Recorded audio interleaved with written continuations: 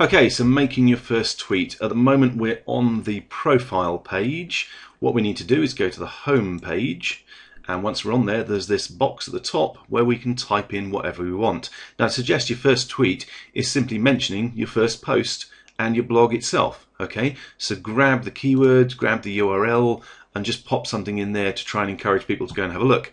So I've already typed that out, and I'm just going to copy and paste. Hopefully it's not too long. There we go, -16. It is too long. This probably will shorten. However, what I'll do is I'll simply take out part of it to make it shorter. Another 2. Okay, choose. That will do. Okay, basically you have 140 characters available, so just type in whatever you need to up to that. Your URL may take a lot of that space.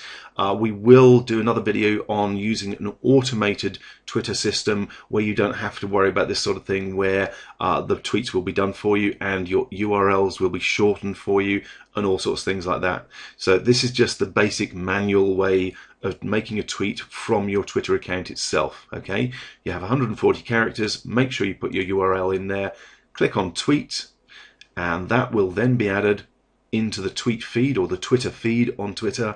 And if we went back to our profile, we would then see that we've made one tweet, and it will list all my tweets here on the profile page. Okay, on the home page itself, basically we're seeing other tweets from other people that we're following. Okay, so when we were originally setting up this account and we decided to follow 10 people, then these are the people we're following.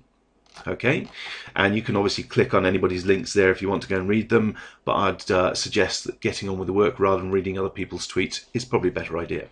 The other pages we have available here is messages, where you can direct message someone. Generally, you're not going to be using that, certainly not on a niche blog. You'd only use that on your primary personal Twitter account. And who to follow is if you want to look for other Twitter accounts that you do want to follow. But again, we're going to automate a lot of this so that you don't need to worry about doing it manually. Okay, that is how simple it is to make your first tweet. There is one other thing I quickly want to mention. In earlier videos, we were looking at having a spreadsheet where we record our information.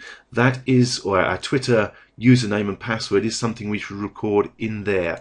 So under Twitter, put in your username and your password to keep a record of those for each individual niche site that you build, just that you've got that information and you don't lose it.